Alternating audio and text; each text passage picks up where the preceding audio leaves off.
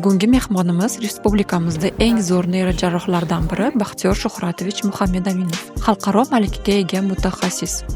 Amerika Neyrojarrohlar assotsiatsiyasi a'zosi, Xalqaro Parkinson kasalligi jamiyati a'zosi, Nana Medical klinikada faoliyat olib boradi.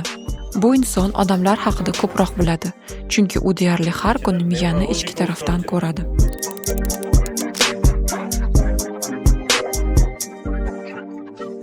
Ya'ni neyrojarroh Muhammedaminov Baxtiyor Shuhratovich bilan. Nimaga? O'zimga ham shu savolni berib turaman. Nimaga? Barcha neyrojarrohlik ichida bir 50% kasalliklar o'sma. Eng ko'p qiladigan operatsiyam bosh miya o'smalari operatsiyasi, menimcha ko'p ko'radigan bemorlarim ham bosh miya o'smalari. Lekin neyroxirurgiyada menimcha xatolikka yo'l qo'ymaslik kerak, chunki bu yoqda inson hayoti uchun katta mas'uliyat.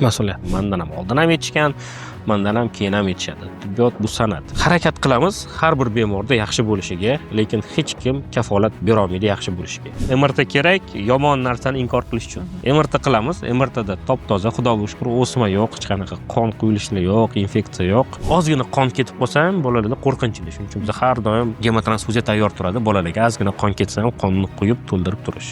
Sen kasal bo'lib qolishing uchun seni hech qanaqa statusing, puling hech nima rol o'ynamaydi. Hammani miyasi bir xil, asoratli bo'ladigan bo'lsa ham, sen kim bo'lishingdan qat'iy nazar senda ham asorat bo'lib qolishi mumkin. O'zbekistonda hozirgi kunda tibbiyot qanchalik yaxshi rivojlangan, aynan jarrohlik, aynan neyroxirurgiya va hozirgi paytda bemorlar chet elga borib jarrohlik amaliyotini o'tkazib kelishyapti. Lekin buni O'zbekistonda ham o'sha amaliyotni o'tkazish mumkinmi? Jarrohlik ko'rsatgangizga tushib qolmasligingiz. Tushmanglar, agar mabodo tushsanglar yordam berishga harakat qilaman.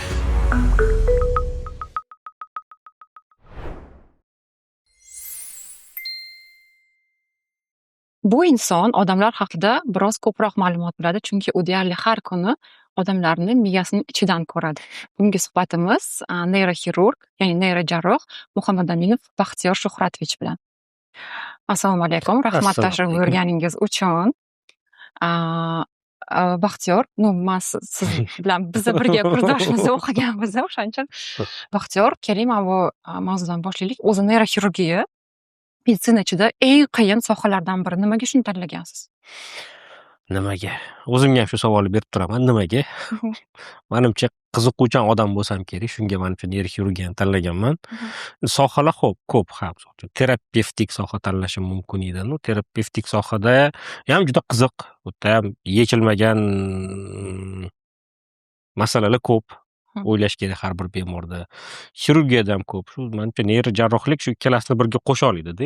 Nevrologiya, neyroxirurgiyani olsak, inglizchada neurological surgery deyiladi. Bu degani nevrologik jarrohlik. Nevrologik kasalliklarni jarrohlik yo'li bilan tuzatish. Nevrologiya. Qiyin, har xil qiyin kasalliklar bor. Jarrohlik ham shunday qiladi. Qo'shganda qanaqadir mix paydo bo'ladi. Qiziq, shu menimcha shu meni tortgan o'ziga. Tushunarli. Tanlab bo'ldim. Men kech boshqa narsa tanlashgan. O'zbekistonda aksariyat bemorlar sizni oldingizga qaysi shikoyatlar va xastaliklar bilan keladi? Chuqur spetsializatsiyam bor. Bu funksional neyrojarrohlik deyiladi. Neyrojarrohlikka ham bir necha har xili bor. Neyronkologiya bor, umurtqa pog'onasi bor, neyrotravma bor. Meniki funksional neyrojarrohlik. Bunda bu epilepsiya, Parkinson kasalligi, distoniya, shunga o'xshash kasalliklar. Organik o'zgarish yo'qda, lekin funksional o'zgarish bor shu. Ko'pincha bolalar keladi, chunki tutqanoq ko'pincha bolalarda bo'ladi. Afsuski, bu barcha neyrojarrohlik ichida bir 50% kasalliklar o'sma. To'g'risi, eng ko'p qiladigan operatsiyam bosh miya o'smalari operatsiyasi, menimcha ko'p ko'radigan bemorlarim ham bosh miya o'smalari. Shunaqa. Parkinsonizm haqida aytdingiz. Men bir ikkita roliklarni ko'rdim.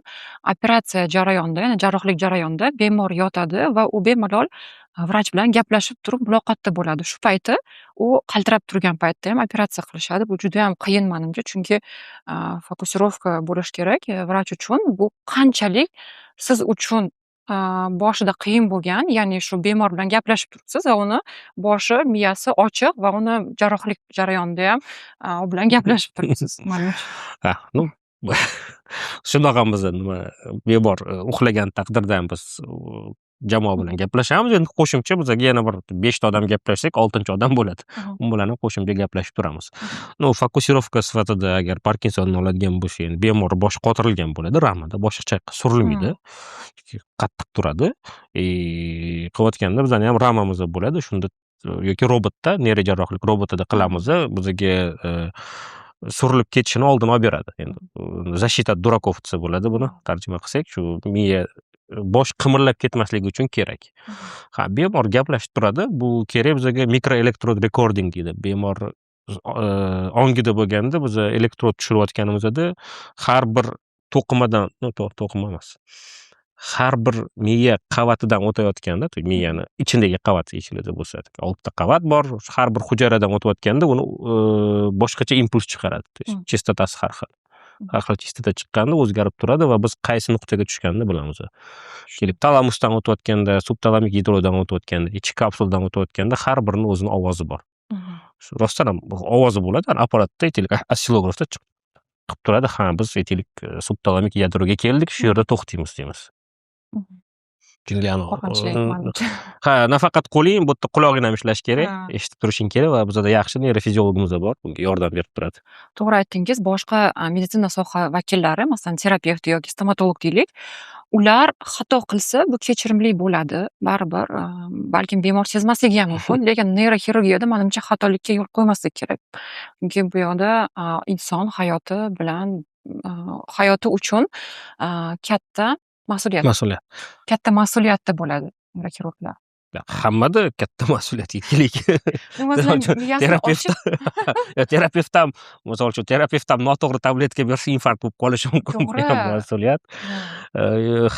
Endi barcha, endi nafaqat o'zimcha maqtagim kelmayapti. Hamma tibbiyot sohasida hammasida mas'uliyat bor, to'g'risi. Nafaqat kichkina detallarda, aytaylik, sanitarka pul artdi, qo'l qoldi, yiqilib tushdik, bemor kirib boshini yorib oldi. Bu ham mas'uliyatsizlik, lekin odam o'lib qoldi. Bo'lmasa oddiy sanitarkaning ishi. Tibbiyot tafsus aniq fan emas. Bizda bir aniq kimiyaga o'xshagan, fizikaga o'xshagan formulalar yo'q. Bizda bor, teoriya bor, teoretik bo'lishimiz, keyin statistika bor. Aytaylik, shunaqa kasallar 10 mingtasida operatsiya qilingan, shunaqa chiqqan. Shu teoriya bilan statistikani solishtirib, bir-biriga qo'shsak, fanga o'xshagan nimadir chiqadi. Lekin tibbiyot fan emas. Tibbiyot bu san'at, u bekorga aytilmaydi. Bu mendan ham oldin ham aytishgan, mendan ham keyin ham aytishadi. Tibbiyot bu san'at. Shunga harakat qilamiz har bir bemorda yaxshi bo'lishiga, lekin hech kim kafolat bera olmaydi yaxshi bo'lishiga. 0,1% statistika bo'yicha asorat bo'lishi mumkin bo'lsa, aynan shu bemorda oldingizga o'tirganda shu 0,1% bo'lib qolishi mumkin. Bizda ham mas'uliyatimiz boshqa tibbiyot xodimlaridan ham yuqori emas. Lekin o'shan bilan teng. Hammaning mas'uliyati bir xil. Shu klinikaga kirganda qorovuldan boshlab, administrator, shifokor, direktor, buxgalter ham noto'g'ri hisoblab qo'ysa, u ham noto'g'ri. To'g'ri, har bitta inson mas'uliyati katta bo'ladi, ayniqsa sog'lik mavzusiga keladigan bo'lsak. Qarang, sizda shunaqa bo'lganmi? Mana bemor keldi, unga jarrohlikni boshlayapsiz, lekin shunaqa fikringiz borki, baribir bu bemor tirik qolmaydi degan fikr bilan davolashni boshlaganmisiz? Yo'q. Bo'lmaganmi? Unaqa o'zi nafaqat man bo'lishim shart emas. Menimcha barcha adekvat odamlar bo'lsa kerak. Bugun mana hozir kelishdan oldin mana ustozim borlar, doktor Mishel, amerikalik. Shular bilan konsultatsiya qildik. Bemorimizni 2009-yildan beri 6 marta operatsiya bo'lgan ekan, umurtqadagi o'sma haqida. O'sib chiqadi, olib tashlayveradi, o'sib chiqadi, olib tashlayveradi. Hozir oxirgi 1 yildan beri o'sma juda katta, oyog'i paralizovan. Operatsiya qilib beringlar deb kelibdi. Biz aytdik, operatsiya qilmaymiz. Operatsiya qilsak foydasi yo'q. Oyog'ing yaxshi bo'lmaydi. Yaxshilanmaysan. Biz vaqtimiz ketadi, kuchimiz ketadi. Sen yaxshi bo'lmaysan, bo'lsang bundan yomon bo'lasan. Buni patient selection deydi. Operatsiyadan oldin bemorni tanlab olish. Kimga operatsiya to'g'ri keladi, kimga to'g'ri kelmaydi. Buni o'zini hisoblaydigan maxsus kalkulyatorlar ham bor. Surgical risk kalkulyator degan sayt ham bor. Agar kimga qiziq bo'lsa, Googledan yo Anesthesia Risk Calculator adashmasam. Kirib yozsa, anaqa jadval chiqadi. Shu yoqqa to'ldirish kerak. Bemor yoshi, og'irligi, kasalligi, qanaqa operatsiya, shunda risk hisoblab beradi. Agar operatsiyani riski kasallikka normal kechish riskidan yuqori bo'lsa, operatsiya qilinmaydi. Zo'r. Qanchalik osonlashtirilgan ha. Operatsiyadan agar biz foyda ko'rmasak, oldindan taxmin qila olmasak, yaxshi bo'lishini biz operatsiya olmaymiz. Aytamiz, foydasi yo'q, xafa bo'lmang deymiz. Tushunarli. Qarang, o'zi sizga keladigan ko'pchilik bemorlar boshim og'riyapti degan shikoyat bilan kelishadi. Qaysi paytda uni dorilar bilan davolash mumkin, qaysi paytda zudlik bilan jarrohlik amaliyotiga olasiz? Boshi og'rib keladi. Ko'p kelishadi. Bir kunda 15 ta kasal ko'rsam, kuniga 2 tasi menimcha bosh og'riq bilan keladi. Albatta hammaga MRT qilib ko'ramiz. Xafa bo'lmanglar, sizlarni ham MRT ga jo'natsam. MRT kerak yomon narsani inkor qilish uchun. MRT qilamiz. MRTda top-toza, xudoga shukr, o'sma yo'q, hech qanaqa qon quyilishlar yo'q, infeksiya yo'q. Yaxshi, oddiy miya bo'lsa, to'g'risi unda men bu odamni migren bilan shug'ullanadigan shifokorimiz bor. Doktor Yulduz Tayirova, Yulduz bor, Shanova bor, hozir bizlardan Amerikadan kelgan doktor Mishel. Ularga aytaman, yaxshi xabar, boshingizda hech nima yo'q. Mana mutaxassis bor, nevrolog, sefalgolog, aynan bosh og'rig'ingiz bilan shug'ullanadi. Boring deyman, ular ko'radi, bosh og'rig'ining turini topadi, migrenmikan, zo'riqish bosh og'rig'i, klaster bosh og'rig'i, shunga qarab turib yoki tabletka tanlab beradi, yoki botulina terapiya qiladi, yoki trigger nuqtalarga inyeksiya qilib beradi. Shunaqa. Zo'r. Demak, oddiy bosh og'riq simptomini ham inkor qilmaslik kerak. Ya'ni o'sha insonda qandaqadir simptom paydo bo'lsa, darrov vrachga borib aytish kerak. Aytish kerak va asosiysi keyin vrachlar sizlarga, shifokorlar sizlarga aytgan narsani qilish kerak. Aytaylik, sizga botulina terapiya kerak, sizga yordam beradi desa, borib botulin toksin olinglar, shu nevrolog, sefalgologlar bor, shular ishlaydi. Aytaylik, men bitta o'zim emas, menda katta komanda bor. Aytaylik, butun hammani sanasam, bir 20 ta odam bo'lsa kerak, butun shahar bo'ylab. Hamma hozircha har xil klinikada, balki bir payt bitta klinikaga yig'larmiz. Aytaylik, bor tarqoq skleroz bilan shug'ullanadigan shifokorlar bor bosh og'rig'i bilan shug'ullanadiganlar bor shu umurtqa pog'onasi bilan shug'ullanadiganlar bor. Hammamiz bir-birimizni taniymiz, har doim maslahat so'rab ishlaymiz birga. Zo'r. Qarang, sizda shunaqa hodisa bo'lganmi? Bemor kelib, boshim og'riyapti degan, lekin unda analizlarni qilgandan keyin unda o'simda 3-4 darajali o'sma borligini bilgansizlar. Unda neyroxirurgiyada 3-4 daraja biz uni aytmaymiz avval. Undan keyin operatsiya qilgandan keyin histologik daraja ko'rib berishimiz mumkin. Lekin ham bo'ladi bunaqa. Kecha menimcha bir shu guruhimizda bor, Telegramda gaplashuvdik. Bir ayol ancha yurganlar, birinchi nafas emas, hid buzilishi bo'lgan. Hid sezmay qolganlar, yomon hidlarni sezishni boshlaganlar, keyin bosh og'rishi boshlagan, qichqisi yo'q deb yurganlar, keyin oxiri tutqanoq bo'lgan, keyin MRT qilsa, bosh miya shu olfaktor chuqurcha degan joy bor, nafas hidlov nervi o'tadigan joy, shu ustida katta meningioma. Katta bir, bundoq bo'lsa kerak, 4 santimetrga 5 santimetr katta bir 7-8 soat operatsiya qilib olib tashladik. Yaxshi bo'ldi, nima bo'ladigan belgilarni inkor qilmanglar, shu tekshiruvdan o'tinglar. O'tib turish kerak hamma. Yurishadi, keyin katta bo'lib ketadi o'sma. Yaxshiki, hozir instrumentlar bor, uskunalar bor, mikroskop, neuromonitor, endoskop. Asosiysi ishlashni biladigan, uni ishlatishni biladigan jarrohlar bor. Mana endi dunyoni menimcha hamma rivojlangan davlatlarda o'qib kelganman-da, kartadan. Yaponiya, Xitoy, Amerika, ishlatishni bilaman. Komandamda qolganlar ham ishlatishni biladi. Muhimi shu, оборудование zo'r bo'lganing bilan ham agar uni ishlatadigan odam bo'lmasa, befoyda.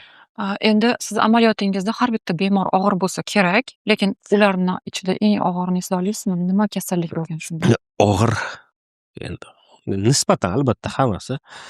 Eng og'ir emotsional darajada og'ir bo'lishi mumkin menga. Shaxsan menga bu qizcha 5 yoshli qizcha orqa miya bo'yindagi sohasidagi o'smasi bilan. O'sma afsuski yomon sifatli, operatsiyani vaqtida qilinmagan, keyin kechroq operatsiya bizga kelishdi, biz kechroq operatsiya qildik. Afsuski operatsiyadan keyin qo'l oyoq ishlamay qolgandi, operatsiyadan keyin ham ishlamadi. Keyin nafas funksiyasi buzilgani uchun nafas olishi buzildi, keyin afsus pnevmoniya, buyrak infeksiyasi qo'shildi. Shu emotsional darajada men uchun eng og'ir bo'lgan bemorim shu. Endi qolgani eng og'iri deb men bittasini aytolmasam kerak. Shu eslaganim shu emotsional og'ir. Lekin hamma operatsiyamiz minimum 3 soatda bizda. Yo'g'e. Shu operatsiyani tugatganingizdan keyin eng minimum dedingiz. Undan maksimum necha soat bo'ladi? 6-7 soat ham bo'lishi mumkin. 6-7 soat o'rtacha. Voy yo'g'e. Qancha kerak bo'lsa shuncha davom etadi. 10 soatli ham davom etishi mumkin, 12 soat davom etishi mumkin. Endi shu payt operatsiya tugaganidan keyin sizni o'z hissiyotlaringiz qanaqa bo'ladi? Oxirigacha Oxirigacha yetkazdim. Ishqilib eson-omon shu bemorim uyg'onmasin degan ma'noda shu qilaman. Keyin agar ja kech bo'lib ketmagan bo'lsa, ozgina 1 soatcha, 2 soatcha kuta olasam kutaman bemor uyg'onishini. 12-1 ga yaqinlashib qolgan bo'lsa uyga boraman, tam cho'milaman. Keyin bir reanimatsiyaga telefon qilaman kechqurun. Qalay, bemor uyg'ondimi? Yo'q. Ekstubatsiya bo'ldimi? Ha, bemor uyg'ondi, ekstubatsiya bo'ldi degandan keyin men bemalol yota olaman. Keyin ertalab borib birov ko'raman, keyin o'shandan keyin xotirjam bo'laman. Undan keyin MSKT qilamiz, undan keyin undan ham xotirjam bo'laman. Juda ham og'ir keladi, to'g'risi. Emotsional og'ir. Misol uchun kasbga o'xshagan kasb ham, misol uchun kimdir duradgor, yog'ochchi qiladi. Endi men sekin yog'och miyani qilaman. Kimdir zargardir, kimdir gulchidir. Bolalar bor, mana studiyada ishlaydigan. Eng qiyin joyi emotsional. Bemor uyg'onadimi yo'qmi, sen ko'p ishlaganingdan keyin qarindoshlari bilan gaplashish, ayniqsa yosh bolalar bo'lsa, o'sma kasalligi bor yosh bolalar bo'lsa, misol uchun ota-onasi bilan gaplashish juda qiyin, chunki emotsional. Albatta. Demak, siz yosh bolalarni ham davolayotgansiz, jarrohlik amaliyot qilarkansiz. Lekin mana biz sizdan kursdoshmiz, endi tomoshabinlarga ham aytib o'tsam yaxshi bo'ladi. Biz o'qigan paytimiz biz katta odamlarni davolaydigan vrach bo'lib chiqqanmiz, lechebniy fakultetida, davolash fakultetida. Lekin qanaqa qilib hozir bolalarni ham davolayapsiz? Bosh neyroxirurg bizga diplom beriladi. Neyroxirurg berilganda u yerda bo'lmaydi, bolalar, kattalar, umurtqa unaqa. Neyroxirurg bo'ldi. Bosh, to'g'risi, hammada bosh. Bolalarda kichkinaroq, kattalarda kattaroq. Bolalarni davolash ancha qiyin. Ularda reaksiya ham tezroq bo'ladi. Bir tomondan bolalarni operatsiya qilish osonroq, to'g'risini aytaman. Chunki birinchidan suyagi yupqaroq, suyagini kesish osonroq. Ikkinchidan operatsiya qilib bo'lganingdan keyin katta odam qilsang, boshim og'riyapti qilib yotaveradi. Uyga chiqarib yuborish ham qiyin. Bolalar bo'lsa operatsiya qilasan, 2 kundan keyin o'zi zerikadi, yugurishni boshlaydi. Qancha tez odam qancha tez vertikalizatsiya bo'lib yurishni boshlasa, shuncha ishtahasi yaxshi, shuncha tez ovqat yeydi. Keyin yosh bolalarni tez qo'yaveramiz uyga. Yosh bolalarning tiklanishi ancha tez. Lekin minus tarafi bolalarda qoni kamroq bo'ladi, kattalarga nisbatan albatta. Katta bo'lsak, bolalar kichkina, ozgina qon ketib qolsa ham bolalarda qo'rqinchli. Shuning uchun biz har doim gemotransfuziya tayyor turadi. Bolalarga ozgina qon ketsa ham qonni quyib to'ldirib turish. Shunaqa, bosh dumaloq, hammada dumaloq. Kattaroq, kichkinaroq. Tushunarli. Bolalar onkologiyasi va umuman bosh miya kasalliklari ham ko'payib ketgan. Hozirgi ota-onalar eshitib turgan bo'lsa, ular qaysi simptomlarga e'tibor berish kerakki, bolalarini o'sha qanaqadir yomon kasallikni o'tkazib yubormaslik uchun? Menimcha, birinchisi bosh og'riq bo'lsa kerak aslida. Bosh og'riq, lekin endi kichkina bola ko'pincha bosh og'riqqa shikoyat qila olmaydi. Bolalarda o'sma emas, o'smadan keyin ko'pincha gidrotsefaliya bo'ladi, shunga ko'pincha shikoyat qilishadi. Birinchi nimaga e'tibor berish kerak? Bola rivojlanishiga. Rivojlanishdan orqada qilyaptimi? Bo'ldi. Birdaniga boringlar, nevrologga, o'zingizlarning turar joyinglar bo'yicha MSKT qilinglar, MRT qilinglar, boshda nima jarayon ketyapti. Bola qolyapti, o'tirish kerak vaqtida o'tirmayapti, emelash kerak, emelamayapti, orasini tanimayapti. Yoki oldin emelerdi, birdaniga emelamay qoldi. Yoki birdaniga qo'li ishlamay qoldi bolani. O'shunaqa narsalar. Ko'zida kassaglaziya bo'lish uchun o'sma juda katta bo'lish kerak. Lekin agar mabodo birdaniga ko'zi g'ilay bo'lib qoldi, shunaqa. Chaqirdinglar, bolanglar sizlarga e'tibor bermay qo'ydi, qaramay qo'ydi. Eshituv nervi shvannomasi bo'lishi mumkin. Bolalarda bo'lmaydi-ku, misol uchun. shu holatlarda zudlik bilan vrachni ham ko'rigidan o'tish kerak Ha, bo'ladi. o'zinglarni bu yoqqa Toshkentga mana oldimga uchib kelish shart emas. U Surxondaryodan misol uchun. Surxondaryodan kimdir ko'rsa, o'zinglarni turar joylar bo'yicha Xudoga shukr poliklinikalar bor, klinikalar bor. U yerdan birlamchi zveno deydi, o'sha yerdan o'tsanglar bo'ladi. Menga keladigan bemorlarning menimcha bir 90% bo'lsa kerak. Menga kelish kerak emas-da ular. Ular oldin nevrologga borish kerak, keyin ular nima desa bo'ladi, sortirovka qilib jarrohlikka yuborish kerak. Endi bizda sistema shunaqangiki, odamlar to'g'ridan to'g'ri kelaveradi menga. Aha. O'zinglarda ham qilsanglar bo'ladi shuni desam, endi kelib bo'ldik-ku deydi. Mayli, rahmat deyman. Miyani doim shikastlaydigan bitta qanaqa yomon zararli odatni ayta olasiz? Kam uyqu. Kam uyqu. Bu isbotlangan faktor. Qancha kam uxlasa, miya shuncha tez shikastlanadi. Yo'q. Ha. Har bitta To'g'rirog'i shikastlanmaydi emas-ku, tiklanishga ulgurmaydi. Har bitta bizga keladigan vrach uyquni gapiradi. Aynan. Hattoki neyroxirurg ham uyquni gapirgan bo'lsa Endi o'zi eng kam uxlaydigan odam uyqu haqida. Точно. Gadjetlarni ko'p ishlatish ham bu miya degradatsiyasiga olib keladi. Yo'q, umuman. Rostdan. Yo'q. Scrolling deyishadi. Endi chip dofamin deydi, arzon dofamin bu miyani nimadir ma'lumot bilan to'ldirish. Shunga qancha ko'p miya o'zi yangi ma'lumot ishlab chiqsa, miya shuncha yaxshi ishlaydi.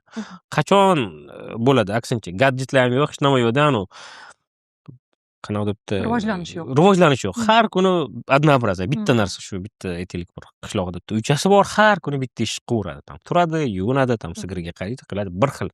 Har doim bir xillik bo'lsa, o'sha miyani suslashtiradi. Chunki miyaga yangi ma'lumot kelmaydi, yangi neyron bog'lamalar paydo bo'lmaydi. Shunda o'shanda miya involyutsiya. Miya yaxshi rivojlanishi uchun yangi ma'lumotlar kerak. Scrolling, nimadir ko'rish, yangi video ko'rish, misol uchun bizning podkast ko'rish, kitob o'qisa bo'ladi. Tak, odamlar anaqani yomon ko'rishadi. Demonizировать qilishadi video o'yinlarni, video games. Video o'yinlar bu juda foydali, to'g'risi. Ayniqsa yosh kattalar video o'yin o'ynasa, miyasi yaxshi rivojlanadi. To'g'risi, men buni bir umr o'ynaganman. To'g'risi, o'zim eslaganimdan beri o'ynasam kerak. Haligacha o'ynab turaman. Shlafam bor, ko'rdinglarmi? Bu juda katta yangilik. Red Dead Redemption degan o'yin bor. Kovboylar haqida. Yangi ma'lumot tushib tursa yaxshi. Misol uchun Parkinson kasalligiga bor odamga tavsiya beriladi dunyo anaqasi bo'yicha statistikasi emas. Dunyo jamiyati bo'yicha miyalarni ishlatinglar, video o'yin o'ynanglar, yengillik qilinglar, shunaqa narsa.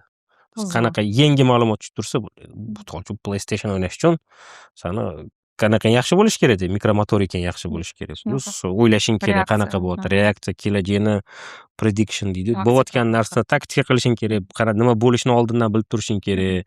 Mana bu knopkani bossa nima bo'ladi, bunaqa kombinatsiya qilsam nima bo'ladi. Lekin rostdan ham o'zim ukam ham oldin yoshligida kibersportsmen bo'lgan. Birinchi o'rinda o'yin bor-ku, Brawl Stars, men o'g'lim o'ynaydi hozir. O'sha o'yin bo'yicha birinchi o'rinda bo'lgan uzoq vaqt. Rostdan ham miyasi zo'r ishlaydi hozir ham. Lekin mana birga o'qiganmiz, kursash bo'lganmiz siz bilan va o'sha payti ham sizni har xil qiziq temalarda gapirardingiz. Masalan, bozon Higgsa. Ha, bozon Higgsa. Hali ham shunaqalar bormi? Bozon Higgsami? Hali yo'q. Bozon Higgs har doim bo'lgan. Yo'q, hali ham shu temalar bilan. Ha, albatta bu bizani koinotda, vселенная o'zbekcha nima bo'ladi? Koinot bo'lsa kerak shu. Koinotda tuzilishida hamma narsani asosida shu. Shuni bilsang, yashash mening fikrimcha sal osonroq bo'ladi. Nima qanaqa ishlayotganini bilish uchun aytaylik. Bozon Higgsa bor, teoriya strun bor, va juda qiziq teoriya. Nimaga hamma narsa nega shunaqa? То есть juda ko'p qiziq teoriyalar bor.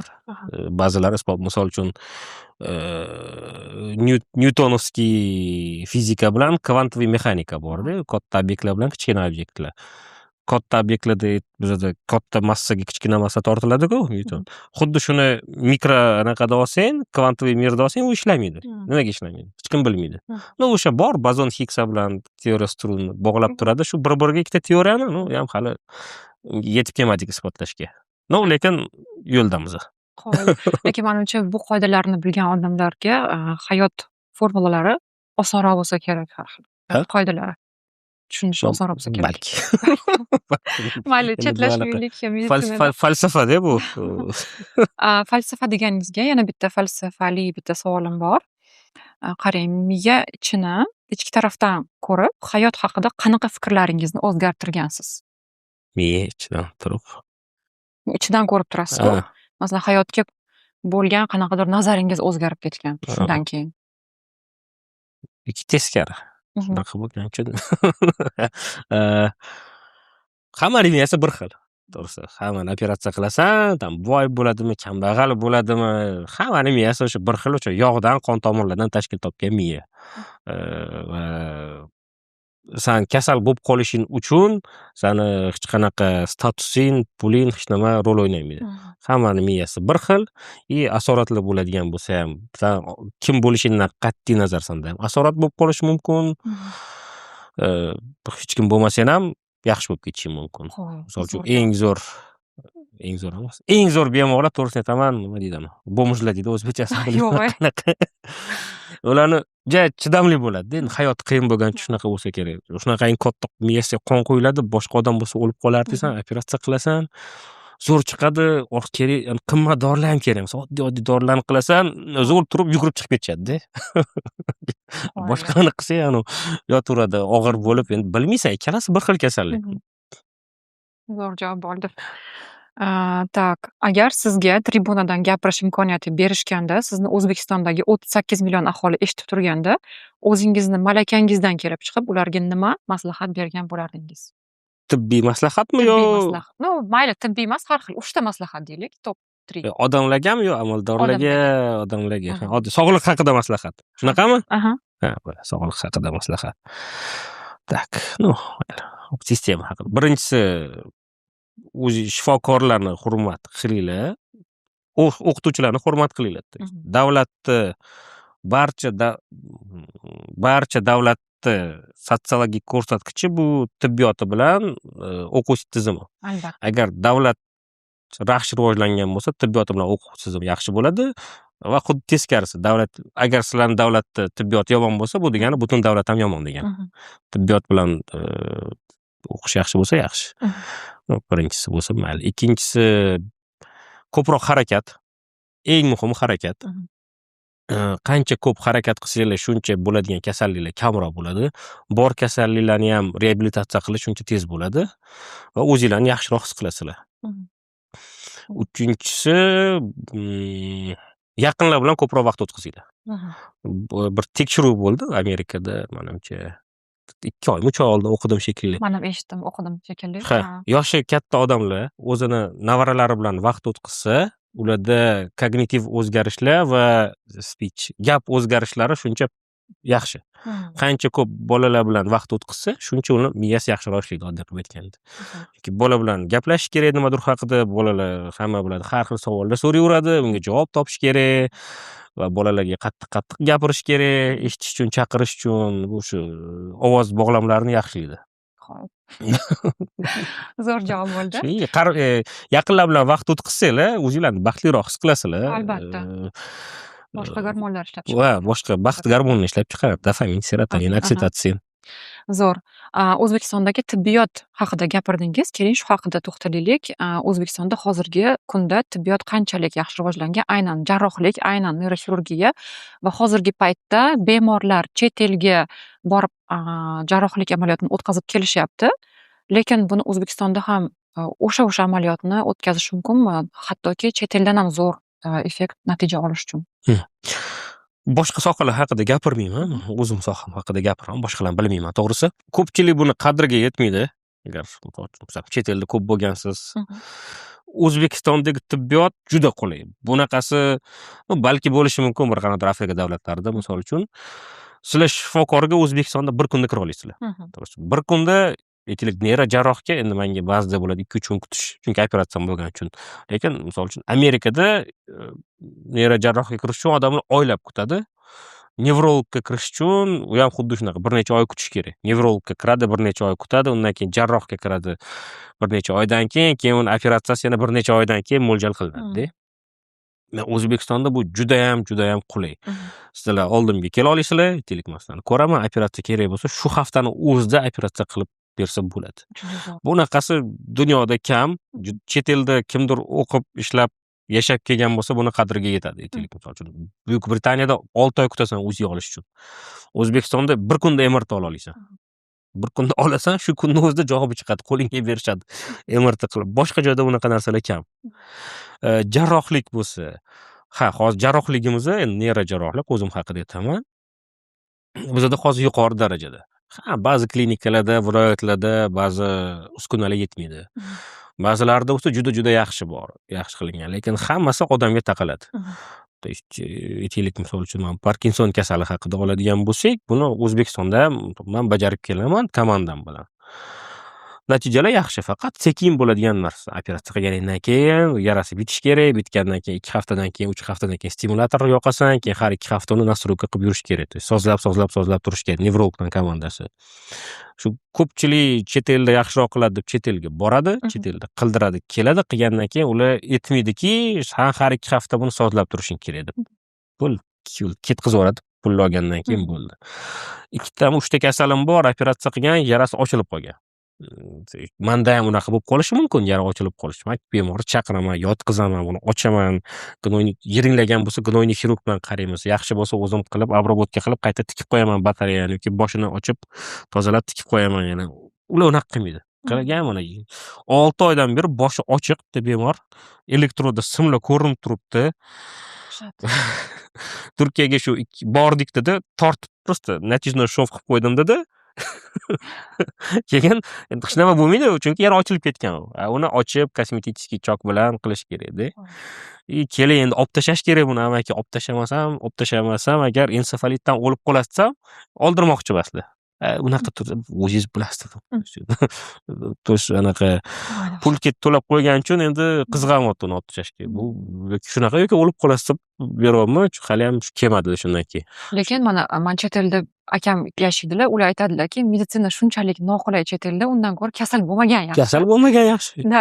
Shuni borasida to'g'ri O'zbekistonda ancha qulay meditsina, lekin profilaktika kam rivojlangan. Masalan, u yoqda chet elda undan ko'ra kasal bo'lmagan yaxshi profilaktika qilishadi. O'zbekistonda borsam davolab qo'yishadi-ku. Balki qulay, tanganing ikki tarafida, qulay bo'lgani uchun o'ziga qaramaydi, sport bilan shug'ullanmaydi. Baribir vrach davolab qo'yadi. Kechada qo'sh anaqa kabinetda bor, qo'shlarni bariatrik xirurg o'tiradilar-da.